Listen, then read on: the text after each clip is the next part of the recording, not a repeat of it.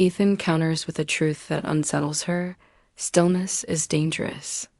It makes you remember. She understands more than she admits, because stillness for her means confronting dreams she's been forced to bury. In those small, sharp exchanges, they find a mirror. Sophia sees the haunted man behind the calm uniform, while Ethan glimpses a woman quietly suffocating under expectations.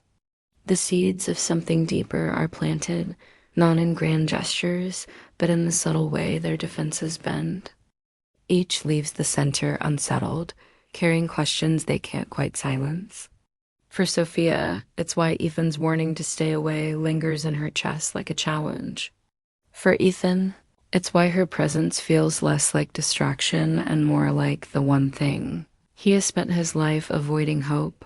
Normalcy begins to fracture when Sophia's father draws his battle lines not on a foreign field, but inside their home. One evening, while Daniel rests in the next room, the colonel sits Sophia down at the dining table, the air heavy with the scent of his cigar and authority. His words are less a suggestion and more a military order. He has arranged for her to start seeing Richard Hayes, the son of his longtime friend and fellow officer. Richard is polished, ambitious, and already thriving as a corporate lawyer in a prestigious firm, everything her father believes Sophia should want. To him, it is a perfect match: security, status, and the elimination of risk. But for Sophia, the demand feels like another chain tightening around her throat. She listens, her hands folded tightly, her heart pounding. When she finally refuses calmly at first, then with rising defiance, the fragile peace in the Bennett household shatters. The colonel's voice thunders, calling her ungrateful, reckless, naive. He paints vivid pictures of the dangers of men like Ethan, soldiers who chase death and leave nothing but broken families behind. Sophia's voice breaks as she fires back, confessing that she will not live a life dictated by fear or by a father who treats her heart as a strategic asset. Daniel overhears, tension radiates through the house, and Sophia storms out, her chest burning with a mix of rage and grief. The ultimatum, meant to control her, instead drives her further away. For the first time, she doesn't just resist quietly, she openly challenges the man who has orchestrated every choice in her life. The home, once her cage, becomes unbearable, pushing her into the night toward the one person her father fears most. While Sophia's world cracks under her father's iron grip, Ethan's reality grows darker with news he had both expected and dreaded. The military has accelerated his unit's deployment to a volatile conflict zone, cutting the time he thought he had left. What was weeks is now days' time, shrinking like sand slipping through his fingers. The Veterans Center, once a refuge, becomes charged with an unspoken heaviness. Fellow soldiers avoid lingering too long in conversation, each man quietly preparing for what might be his last mission. Ethan tries to bury his emotions and routine training harder, volunteering longer, refusing to let his body rest. Yet no matter how many weights he lifts or hours he spends scrubbing floors at the center, the truth follows him. He is going back into chaos, and he may not return. This knowledge gnaws at the walls he has so carefully built around himself. He had promised himself never to draw anyone close, never to let anyone bear the cost of his choices. But the thought of leaving without resolving the pull he feels toward Sophia begins to torment him. Her defiance, her quiet strength, her unspoken loneliness, they echo inside him at the worst possible moment. For years, Ethan has survived by compartmentalizing, by locking emotion in a box and marching forward. Now, with deployment looming and Sophia's image haunting him, the box cracks open. He tells himself he cannot risk her, cannot burden her, yet his chest tightens at the thought of disappearing without a word. Fate, it seems, has orchestrated their lives to collide just as the clock runs out. The breaking point comes on a humid night by the river, the water glimmering under the moonlight like shards of glass. Sophia, still raw from the explosive argument with her father, has fled here to breathe, to cry, to reclaim some fragment of herself. She hugs her knees at the water's edge, her tears slipping into the current when she hears footsteps approach. Ethan's silhouette emerges from the shadows, his presence grounding and dangerous all at once. He doesn't ask why she's crying. He already knows. Instead, he sits beside her in silence, the night air thick with everything unspoken between them. Finally, his voice, low and rough, cuts through the quiet. "I don't want to go without knowing you." The words unravel Sophia, undoing every wall she has tried to keep intact. She turns toward him, their faces close, the weight of time pressing down on them both. The kiss that follows is not gentle, it is fierce, electric, desperate, as though both understand it might be their first and last. Sophia's hands clutch his uniform, pulling him closer, anchoring him to her. Ethan, for once, doesn't resist. His lips tell the truth his words never dared to, that he wants her, that he's terrified of leaving without this moment. When they part, breathless, Sophia whispers into the night, "Promise me you'll come back." The river carries her plea away, but Ethan doesn't answer. His silence says everything. He cannot promise what war might steal. The unspoken truth hangs between them love has ignited, but it has come at the worst possible time, fragile and burning against the storm that looms ahead. With Ethan deployed to a conflict zone, Sophia's world shifts into a silent, aching void. The mornings that once carried the faint hope of seeing him are now filled with an emptiness that hums beneath her routines. She receives letters, sporadically scraps of paper that carry fragments of his thoughts, often censored, never fully revealing the danger he faces. Each letter is both a comfort and a torment, a reminder of his presence and an equally stark reminder of his absence. The words on the page can't replicate the warmth of his touch, the safety she felt in his arms, or the intensity of their first desperate kiss by the river. Time stretches unbearably. She finds herself reading and rereading each letter, memorizing phrases, clutching them against her chest at night when sleep refuses to come. Every knock at the door makes her heart leap with anticipation, only to fall flat when it isn't him. Even mundane moments, walking past the veteran center, seeing a soldier in uniform, are laced with tension and longing, reminders of what she cannot have. The gnawing ache becomes a constant companion, creeping into her thoughts, disrupting her studies, her evenings with Daniel, even her moments of self-reflection.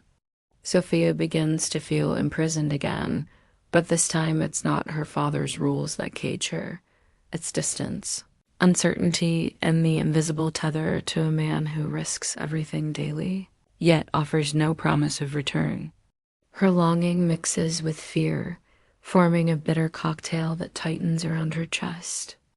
She starts questioning everything, whether her heart is strong enough to endure this absence, whether love can survive uncertainty, and whether her dreams of freedom and choice are worth the pain of this relentless pull toward someone she cannot protect or predict. Sophia's fragile equilibrium shatters when her father discovers the depth of her attachment to Ethan. His reaction is immediate, visceral, a storm of anger and fear wrapped into a single declaration. He'll choose war over you every time. Don't be a fool. His words cut with precision, reminding Sophia of the reality she already fears. Her father's disapproval, layered over the gnawing distance from Ethan, magnifies the tension in her daily life. Each conversation at home becomes a battlefield. Arguments erupt over nothing and everything at once. Her study schedule, her late-night absences, even the letters she keeps hidden. Her father's insistence on reason, practicality, stability, safety collides violently with her emotional truth. To make matters worse, her arranged suitor reappears, sleek and polished, offering a different path. Richard Hayes appears calm and steady, the embodiment of security her father has always championed. His timing is impeccable. He fills the void left by Ethan's absence with smiles, offers of companionship, and subtle manipulations designed to plant seeds of doubt. "Do you even know if Ethan's alive?" he asks with feigned concern, a statement masquerading as empathy. Sophia feels her resolve wobble under the weight of his words. The possibility that Ethan may not return begins to haunt her, forming cracks in her certainty. The pull between what her heart desires and what seems safe grows unbearable. The safety Richard offers is tempting, even comforting, but it feels hollow compared to the intensity, danger, and unspoken promises with Ethan. Her loyalty to her feelings collides with practicality, and the tension escalates, leaving Sophia suspended in a state of constant doubt, questioning not only Ethan but herself. The tension reaches its apex when Sophia uncovers a truth. Ethan had kept hidden a truth meant to protect her, but one that devastates her nonetheless. Through whispered conversations with a fellow soldier, or perhaps a cautiously worded letter, she learns that Ethan was injured during a critical mission overseas. The injuries were severe enough to be life-threatening, yet he chose silence, believing she would be better off letting go, sparing herself the pain and fear. Sophia's initial relief at knowing he is alive instantly curdles into hurt and betrayal.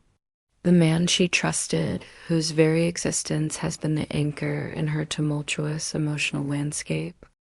The story opens with a striking contrast between the serenity of dawn and the heaviness of war. Sophia Bennett, only 26, yet already burdened with the weight of her father's expectations, stands on the sidelines of her small town's send-off ceremony.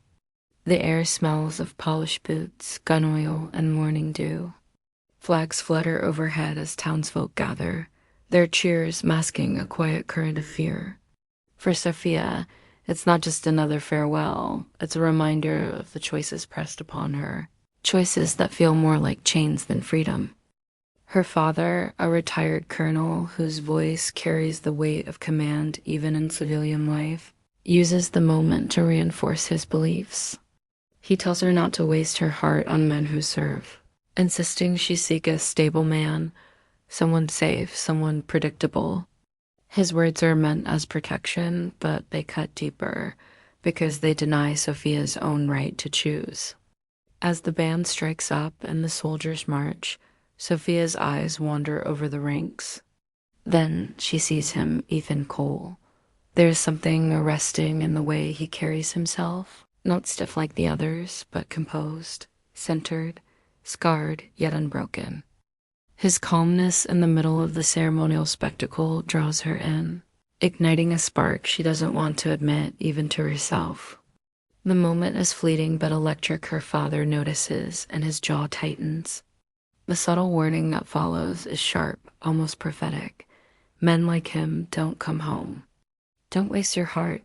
Sophia swallows hard, torn between the unspoken longing stirring inside her and the iron weight of her father's warning. In that instant, the ceremony isn't just about the town bidding farewell to its soldiers. It becomes the battleground for Sophia's heart, her freedom, and her future. As twilight falls, the town transforms into a mixture of celebration and dread. The farewell gathering takes place under strings of lights in the town square, where laughter and music attempt to disguise the somber truth that many of these men may never return. Sophia moves through the crowd, polite but distant, sipping her drink, more for appearance than enjoyment. The air is heavy with unsaid goodbyes and nervous energy. It's here that danger quietly slithers in, not from the battlefield, but from within the crowd itself. A drunk man, emboldened by alcohol and entitlement, corners Sophia near the edge of the gathering. His slurred words drip with false charm, his hand brushing too close, his body blocking her escape. Sophia's heart quickens, fear prickling her skin. She tries to step away, but the man presses closer, his grin turning sharp. For a moment, she feels trapped, unseen in the middle of a crowd too distracted by music and laughter. Then, like a shadow cutting through the light, Ethan appears. His hand grips the drunk's shoulder with quiet strength, his voice low but commanding, laced with steel. The drunk sputters, intimidated, before retreating into the crowd. Relief floods Sophia, though it's laced with a new awareness. Ethan had been watching, not in a possessive way, but in a protective one. His presence doesn't just save her from the moment, it plants the seed of safety, of someone seeing her, really seeing her. The space between them hums with unspoken intensity, an invisible tether pulling tight. And yet, instead of leaning into it, Ethan's eyes darken, his voice dropping to a warning. You shouldn't get close to me. It's not safe. The words are both a shield and an invitation, leaving Sophia shaken and intrigued all at once. The collision of danger, attraction, and denial becomes the true hook of the story. Sophia, still trembling from the encounter, finds herself staring at Ethan not as a faceless soldier, but as a man who carries both visible scars and invisible burdens. He radiates a paradox, strength and brokenness, warmth and distance. His act of protection should have ended with gratitude, but instead, it births a storm inside her. Why would someone who risks his life for strangers insist she stay away? What pain lies beneath his quiet words? His warning is meant to push her back, but it only makes her lean closer, at least in her heart. For Sophia, the moment fractures the carefully constructed walls around her, the ones built by her father's control, by her law books, by the quiet life she's been told to live. Ethan represents everything her father fears: danger, uncertainty, heartbreak. Yet he also represents the freedom to choose, to feel, to risk. The crowd around them continues celebrating, oblivious, while the two of them stand suspended in a private gravity. It's not a love story yet, not even a promise, but it's the spark of something undeniable. Ethan's whisper isn't just a warning about himself.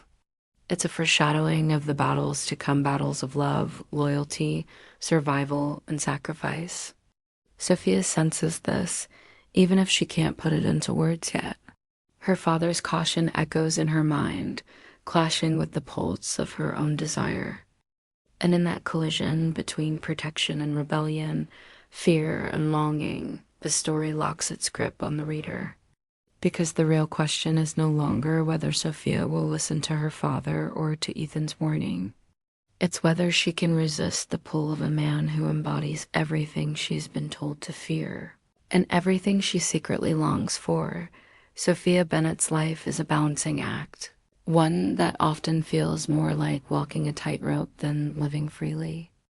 At 26, she is grinding her way through law school, driven partly by ambition, but more so by duty. Her father, a retired colonel whose shadow looms over every choice she makes, insists she become the family's shining star, the one who redeems their legacy through achievement and stability. Yet, beneath the surface, Sophia feels suffocated. When she isn't buried in case briefs and mock trials, she is at home caring for her younger brother, Daniel, who is still recovering from a devastating car accident that left him physically scarred and emotionally shaken. She tends to his rehabilitation with a mix of love and exhaustion, carrying the weight of responsibility that her father rarely acknowledges. In quiet moments, late at night, when Daniel sleeps, or in the fleeting breaks between classes, Sophia dreams of freedom. She imagines a life where she isn't defined by her father's rigid commands or her family's needs, a life where love and choice belong to her alone. But every day, reality presses in harder. Her father constantly reminds her to choose wisely, to settle with someone safe, reliable, not reckless or dangerous. It is less advice than a command disguised as concern. And so, while Sophia outwardly fulfills her roles, the dutiful daughter, the aspiring lawyer, the caretaker inside, she feels a slow rebellion building. She wants to breathe, to risk, to feel alive on her own terms. It is this hidden longing, buried beneath years of obedience, that makes her so vulnerable and so ready to notice Ethan Cole when he reappears in her life. Ethan Cole's world is forged in hardship and scarred by both his past and his service. Raised by his grandmother after his parents vanished from his life, his father absent, his mother consumed by her own struggles, Ethan grew up learning that survival meant silence, strength, and self-reliance. The military gave him direction, a way to channel the restless fire inside him, and he excelled. His bravery on missions became the kind of legend whispered about among soldiers, but glory came at a price. In his last deployment, Ethan lost men brothers in arms who trusted him, men he still sees in flashes when he closes his eyes at night. He carries that guilt like an invisible weight, heavier than any medal or commendation pinned to his chest. To cope, he keeps people at arm's length. Attachment in his mind is a weakness, a distraction from the duty that defines him. Love, especially, feels dangerous, something that could fracture his focus or leave someone broken in his absence. Yet beneath his stoic exterior lies a man who quietly longs for connection, even if he doesn't admit it. His scars, both physical and emotional, are not shields but reminders that the world takes more than it gives, that to let someone close is to risk destroying them with the chaos he carries. Ethan throws himself into volunteering at the Veterans Center while he awaits redeployment, not out of pure altruism, but as a way to keep moving, to avoid stillness, the place where memories catch up with him. It's in these walls, surrounded by others who understand pieces of his burden, that Ethan's path crosses with Sophia's again. And though he tells himself it's coincidence, something in him knows better. Fate has a way of placing temptation where it hurts most. The Veterans Center becomes the unlikely crossroads of their lives, a place where Sophia and Ethan's hidden struggles begin to echo each other. Sophia arrives with a stack of legal forms, offering pro bono aid to veterans navigating the labyrinth of benefits, housing disputes, or medical claims. She expects paperwork, quiet consultations, perhaps polite thanks, but instead, she finds Ethan. He's not there for legal help, but to keep his hands busy, to pour energy into service while waiting for the call to leave again. At first, their exchanges are cautious, almost brittle. Sophia approaches him professionally, pen in hand, while Ethan answers with clipped words, deflecting with a soldier's habit of giving only what's necessary. Yet beneath the surface, there is recognition. Both are bound by duty. Sophia shackled by her father's control and her caregiving responsibilities. Ethan chained by the military's unrelenting cycle of deployments. Their conversations, though brief, carry undertones neither can ignore.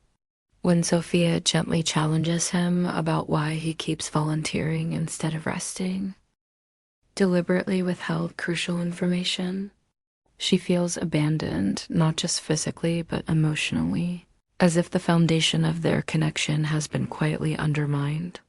Her nights are filled with sleepless questioning. Why would he assume she couldn't handle the truth? Does he think love is fragile, or worse, that she is fragile? Each letter she rereads, each memory of his touch, becomes tainted with anger and doubt. The betrayal is intimate, cutting deeper than the physical distance that already torments her. Yet, beneath the anger and grief, a reluctant understanding simmers. Ethan's silence was not from disregard, but from a twisted form of protection born of guilt and love. This revelation does not immediately heal her. Instead, it magnifies the emotional conflict, forcing Sophia to confront the reality that love, danger, and duty are interwoven in ways that will test her resilience. Her struggle becomes more than longing. It is a battle between trust and doubt, desire and pragmatism, and it sets the stage for the story's next crescendo. Sophia emerges from a storm of separation, family conflict, and emotional turmoil transformed, stronger than ever. Law school, once a source of pressure and obligation, becomes a stage where she proves not only her intellect but her independence. She graduates with distinction, her thesis focusing on the rights and welfare of veterans, a direct reflection of the impact Ethan has had on her worldview. Beyond academic achievement, she confronts her father in a decisive confrontation, standing firmly on her own principles. She tells him, calmly yet unwaveringly, that her life and heart belong to her, not to his expectations or the carefully orchestrated plans of family legacy. Her advocacy work extends beyond the courtroom.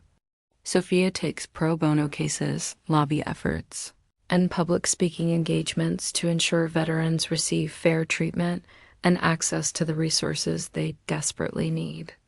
Each victory, large or small, reinforces her sense of self and freedom. She no longer allows fear or duty, whether imposed by her father or society, to dictate her choices. The woman who once clung to letters from a deployed soldier now commands her life with authority, compassion, and courage. Even her relationship with Daniel transforms. She can care for him without losing herself in the process, demonstrating that independence and love are not mutually exclusive. Sophia's growth is not just personal, it radiates outward, inspiring those around her, including veterans, friends, and eventually Ethan, to recognize the power of reclaiming one's own path. Her journey embodies the message that empowerment arises not from obedience or avoidance, but from embracing responsibility for one's own heart, choices, and future. Meanwhile, Ethan's arc mirrors Sophia's, though shaped by the battlefield and the scars, both visible and invisible, that he carries. The missions overseas, the losses he survived, and the guilt he harbored force him to confront truths he had long buried. Returning home, he begins therapy, slowly peeling back layers of trauma, fear, and emotional detachment. At first, progress is tentative. He resists vulnerability, afraid it will weaken him, but Sophia's presence and his own desire to live fully outside the uniform push him forward. He also channels his leadership into mentoring younger soldiers, imparting lessons learned from both victories and mistakes, teaching them the value of courage, resilience, and emotional honesty. Over time, Ethan learns that duty and love are not mutually exclusive, that embracing the latter does not compromise the former. His interactions with Sophia teach him patience, trust, and acceptance. He begins to see his scars not as stains of failure, but as maps of survival, reminders that he is human and capable of connection. The man who once whispered warnings to Sophia about the danger of intimacy now finds himself capable of offering commitment, support, and quiet devotion. This internal transformation allows Ethan to finally relax into the possibility of love, understanding that vulnerability can coexist with strength, and that the love he shares with Sophia is not a distraction from duty, but an affirmation of life beyond it. The emotional climax crystallizes in a quiet, intimate moment, removed from accolades, work, or public attention. Sophia and Ethan sit together on a secluded riverside bench, the same river that once witnessed their first kiss now reflecting a peaceful twilight. Sophia reaches for his hand, her gaze steady, her voice soft but unwavering. "Your scars don't make you less. They make you mine." The words are not just romantic, they are affirmations of acceptance, understanding, and ownership of their shared journey. Ethan feels the weight of her declaration sink into him, easing the tension he carried for so long. For the first time, he allows himself to believe in the possibility of a future that blends love, healing, and duty. He doesn't hesitate to take her hand fully, to mirror her commitment with his own. The kiss that follows is slow, deliberate, and unburdened by fear, symbolizing both the culmination of their trials and the promise of a shared path forward. In that moment, time seems to pause, their scars, sacrifices, and struggles transformed into bonds that cannot be broken. The resolution is not a grand spectacle, but a deeply personal, transformative recognition. They have faced distance, danger, betrayal, and doubt, yet emerged stronger together. The empowerment is mutual. Sophia claims her life and love without compromise, and Ethan embraces the possibility of emotional depth without losing his identity or duty. Together, they stand as proof that love can heal, empower, and endure, even amidst the most challenging trials. Months have passed since the chaos of deployments, arguments, and heartbreak, and life has settled into a rhythm that feels earned rather than imposed. Sophia and Ethan arrive at a quiet memorial wall, a place etched with the names of soldiers who never returned, including Ethan's closest friend. The sun hangs low, casting long shadows across the stone, softening the edges of the engraved letters. The air is heavy with remembrance, tinged with the scent of blooming flowers and polished brass plaques. Ethan's steps are slow, deliberate. Each name he passes evokes memories that have haunted him in sleepless nights overseas. Sophia walks beside him, her presence steady, her hand lightly brushing his arm, a quiet anchor amidst the weight of grief. For Ethan, this moment is both ritual and reckoning. He kneels before the stone, medal in hand, feeling its weight as a physical reminder of sacrifice, duty, and the cost of love and survival. The world seems to hush around them, the distant hum of traffic, the occasional bird call, all muted by reverence. As he places the medal beneath his friend's name, there is no grand gesture, no crowd, only a solemn acknowledgement of loss and the endurance of memory. Sophia watches him, her gaze a mixture of pride, empathy, and understanding. She knows that this act is not just for those who have fallen, but also a private affirmation of Ethan's growth. That he carries his past without letting it define him entirely. That he honors loss while allowing himself to live. In this quiet space, the weight of war and duty is tangible, yet their love, fragile yet steadfast, exists in contrast as a beacon of resilience. After Ethan places the medal, Sophia gently takes his hand, her fingers entwining with his in a gesture that speaks volumes without words. The action is deliberate and tender, a bridge across the years of separation, fear, and unspoken pain. She leans close, her voice barely above a whisper, yet firm in its meaning. You came back. And so did I. These words carry the weight of months of longing, anxiety, and personal struggle. They are not declarations of triumph over circumstance, but acknowledgments of choice, courage, and mutual growth. For Sophia, the statement signifies her emergence from the shadow of her father's expectations, the societal pressures she has defied, and the emotional imprisonment she once felt. She has chosen her path, her love, and her life, and this moment crystallizes that independence. For Ethan, it is the culmination of battles both visible and invisible, the loss of comrades, the guilt he carried, and the fear that opening his heart might be his undoing. The simple gesture of holding hands, amplified by her words, dissolves the remnants of doubt, resentment, and hesitation. In that fleeting silence, they share more than intimacy. They share understanding, validation, and acceptance. Each scar, each choice, each sacrifice that had threatened to keep them apart is acknowledged and honored, not with dramatics, but through this intimate, profoundly human connection. It is a moment where past trauma, present healing, and future hope converge seamlessly, leaving them both grounded yet elevated by the enormity of what they have endured together. The final image lingers as Sophia and Ethan rise from the memorial wall, their hands still intertwined, walking slowly toward the horizon. The camera or the narrative's lens captures no grand fanfare, no celebratory soundtrack, only the subtle rhythm of their footsteps against the stone walkway and the gentle rustle of leaves in the breeze.